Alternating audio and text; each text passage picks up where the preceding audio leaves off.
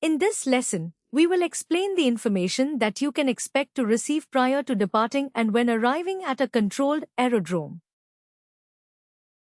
All manner of information can be expected from an aerodrome controller via radio, and there are some phases of aircraft operations that have a set format for the information that is transmitted. The following recording is an example of an airways clearance.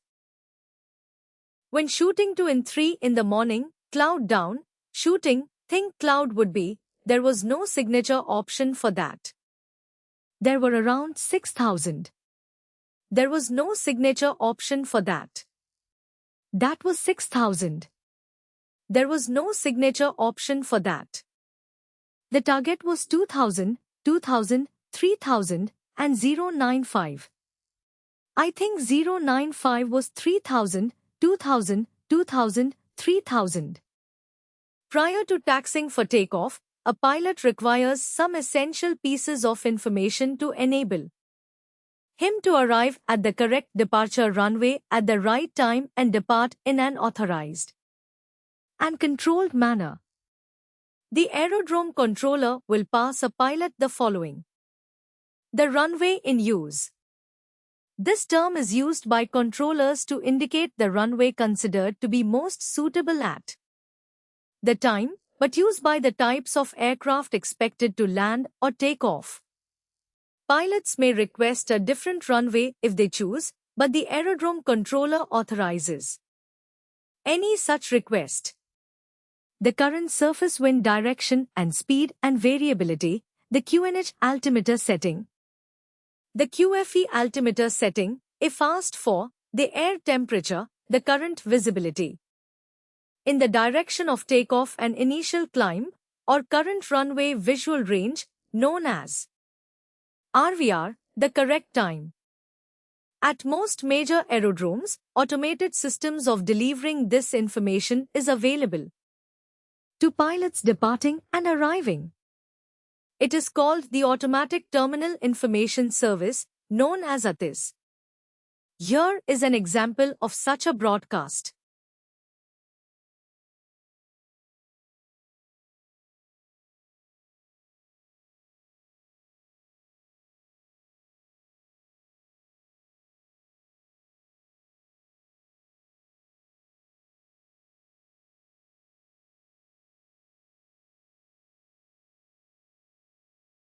Having arrived at the holding point of runway in use, the pilot will be told of any significant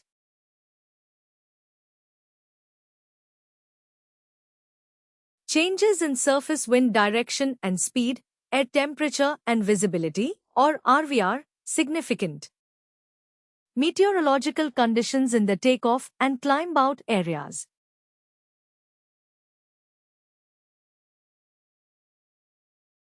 Upon arrival at an aerodrome, a pilot entering the traffic pattern will be told the runway to be used, the mean surface wind direction and speed, with significant variations, the QNH altimeter setting, and, if requested, the QFE altimeter setting.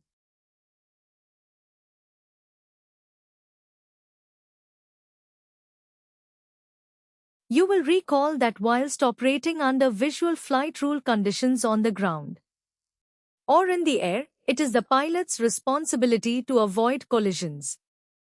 However, whilst in the vicinity of a controlled aerodrome, aerodrome controllers will pass to pilots essential traffic information to enhance their ability to avoid mishap.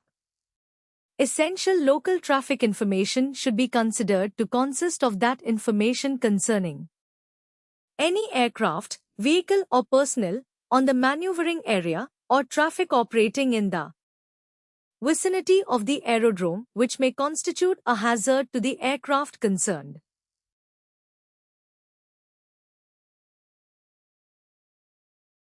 An important job of the aerodrome controller is to inform pilots of the aerodrome conditions.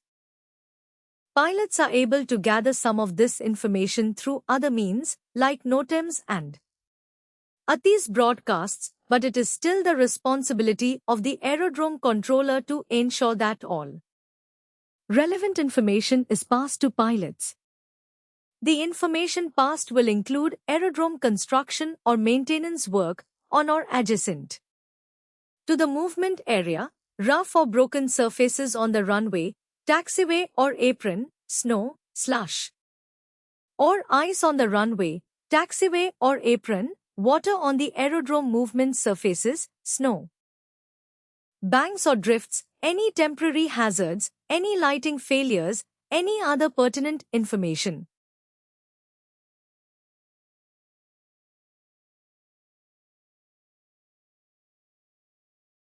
This completes the lesson on information to aircraft.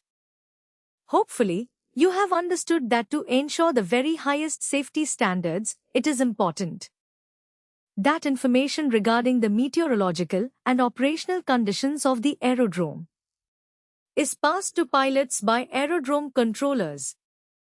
Without a formal and accountable exchange of information between the aerodrome controller and aircraft, incorrect assumptions might be made, leading to poor decisions and compromises in safety.